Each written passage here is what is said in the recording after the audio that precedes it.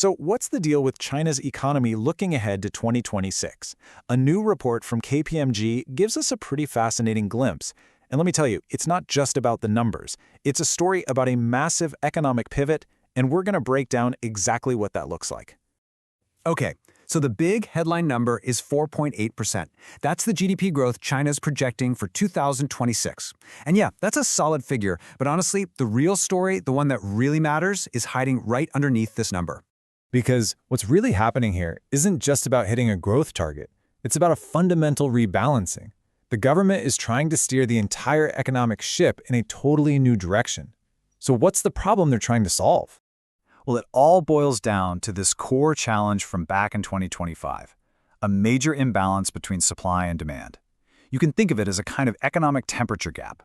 See, on one side, you've got this hot supply. China's factories are just pumping out goods, right?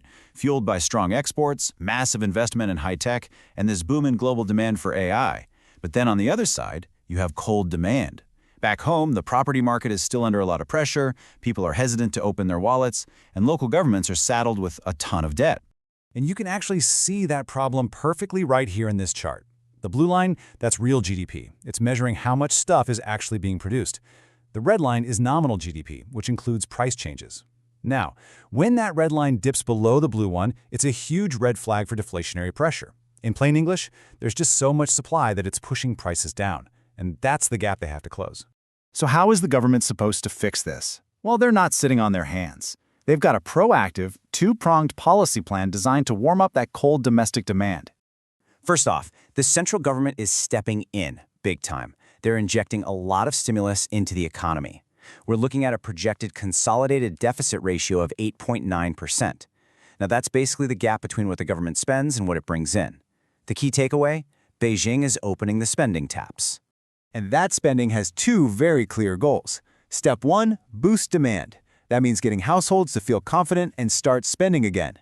And step 2, keep upgrading the supply side, focusing on innovation and all those next-gen industries.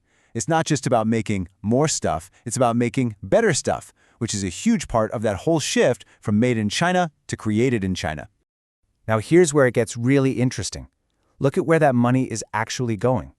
Almost 40% of public spending is headed straight for public well-being.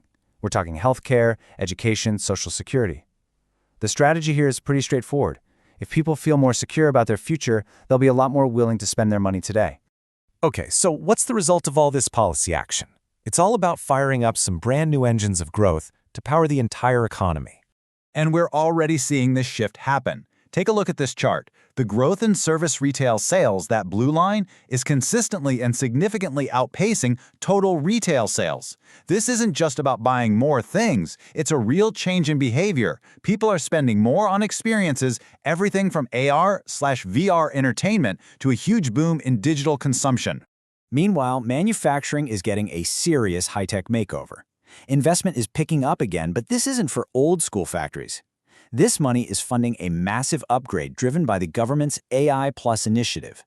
The goal is basically to turn every factory into a smart factory, really accelerating that created in China vision. And the confidence in this tech-led future? It's exploding. Just get a load of this quote. 86% of Chinese CEOs expect to see a return on their AI investments within just 3 years. To put that in perspective, that is a massive leap from only 18% the year before. This shows a full-throttle, pedal-to-the-metal push into AI. And all that confidence is fueling investment into the next frontier of AI, which goes way beyond what most of us use day to day. We're not just talking about generative AI that creates text or images. The next wave is about AI that does things. We're talking about agentic AI. Think of AI that can automate complex tasks all on its own. And physical AI, which interacts with the real world through things like humanoid robots.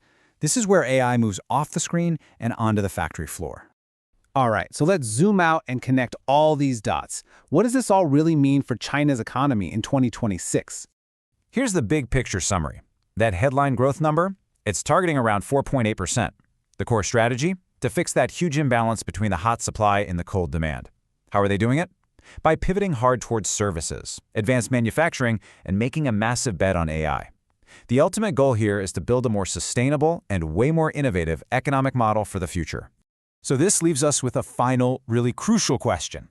Because this isn't just a domestic story. We're watching China's economy fundamentally transform from being the world's factory to one of its key creators. As that economy shifts from made in China to created in China, what new challenges and what new opportunities is that going to create for the rest of the world?